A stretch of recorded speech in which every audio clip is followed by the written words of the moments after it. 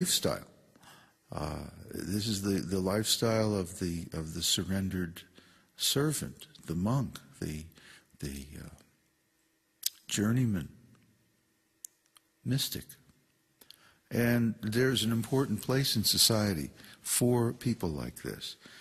Even though maybe the material ontology doesn't have much of a place for visionaries, the spiritual ontology values them very much.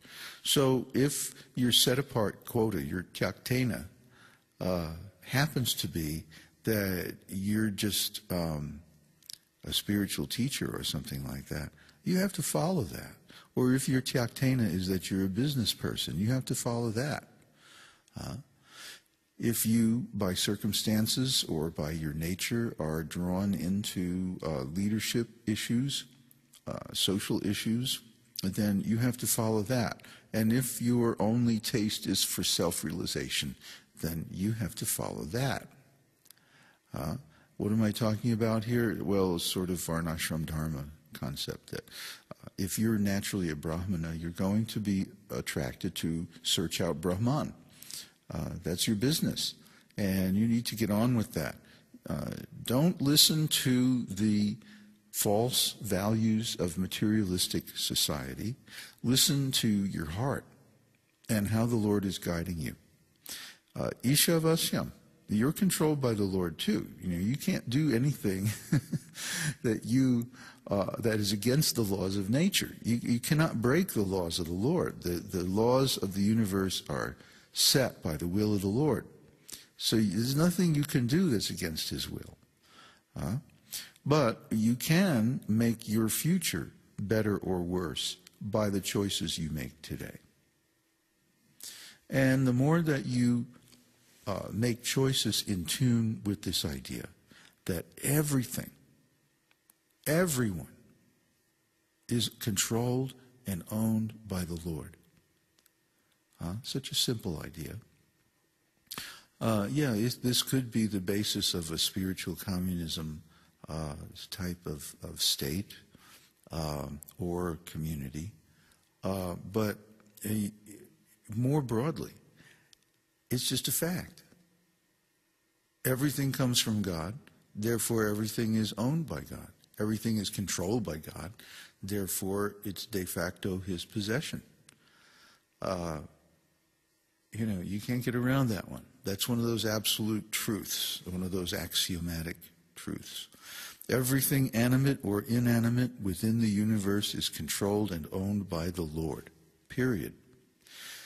Therefore, now this is the conclusion from that, one should accept only those things necessary for himself, which are set aside as his quota, and one should not accept other things, knowing well to whom they belong.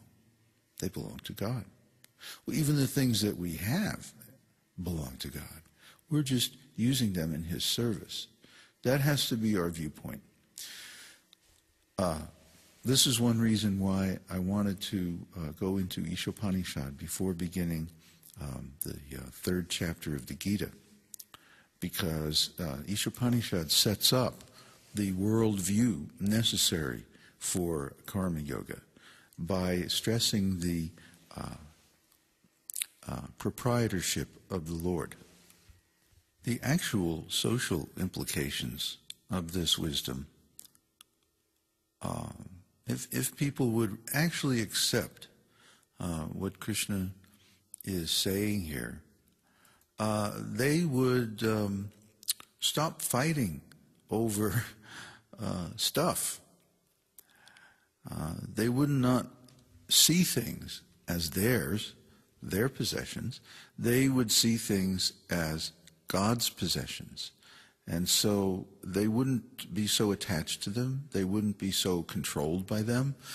Their consciousness wouldn't be so conditioned by them because they wouldn't be so identified with their possessions. They would simply use them to do their service. So the issue of proprietorship is brought up here because in the previous invocation, the principle of emanation is brought up, that everything and everyone has emanated from the Lord. Therefore, it's owned by him. So because of that, that means it's not owned by anybody else. It's already owned by him. So there's no need for us to claim it, but we can, of course, utilize it for our maintenance. That doesn't mean that we can rape the earth and screw up the environment and think that we can just keep doing that unlimitedly. No. No, because the servants of the Lord, the demigods, who are empowered to provide these necessities, when they see us misusing them, they begin to withhold them. And that's what's happening today. Therefore, we're facing an enormous ecological crisis because we're running out of resources. Not that the Lord doesn't have enough resources to support everybody on the planet. Come on. No. In fact, historically, according to Vedic wisdom, this planet has supported far greater populations than it has now.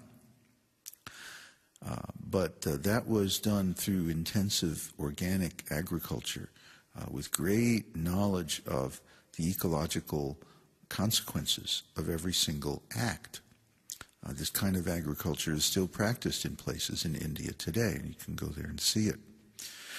So, because we have accepted a man-made system of maintenance, which attempts to create a complete system for maintaining all the human and animal population on this planet, but it doesn't do a very good job. It actually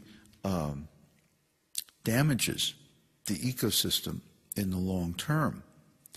But because we have accepted that, and now it's spread all over the world, and we've become completely dependent upon it, we have lost touch with the fact, the certainty, the knowledge that as long as the Supreme Lord desires to keep someone alive, they will receive their quota.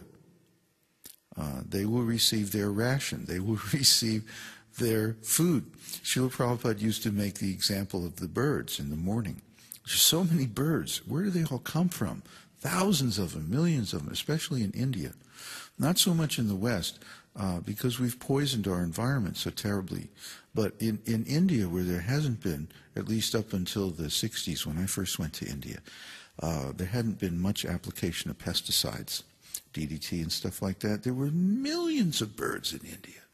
An unlimited number of birds, just an unbelievable number of birds. Where did they all get their food? Srila Prabhupada used to point out. Well, the Supreme Lord has arranged for food for each of these creatures.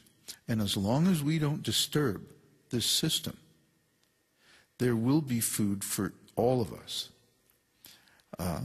The problem is in the West we have completely confounded this natural system and paved it over with our own idea of how we should maintain ourselves. And therefore we have to work very hard, enslaved actually, by this socio-economic system which is designed simply to let a few people enjoy greatly and the great majority of people have to work very hard. And this is not a very good idea. So, yeah, we should change that. We should make that better. We should make it more like Varnashram society, where a person's talents are assessed very early in life, and then they're given a commensurate education, a practical education, actually, more like an apprenticeship, to the type of work that they are best suited for. And, of course, yes, there's endless potential for abuse in this system or any system, but instead of turning out assembly line workers, which is what the modern Western educational system was explicitly designed to do by its founders, Dewey and Rockefeller and people like that, design an educational system to bring out the latent talents in each one of us. Whether those talents are intellectual, artistic, emotional, social, military, business, whatever those talents are, technical, philosophical, religious, spiritual, psychological, bring those talents out by appropriate education, because whatever that living being is interested in is an indication of what Krishna has intended him to do. So we should accept those things necessary for ourselves, our quota, and that means also, chaktena also means what we're supposed to do, our duty, our work, our lifestyle. Bhunjita, you should accept, that's in imperative mood. You should accept that. You must accept it. Bhunjita.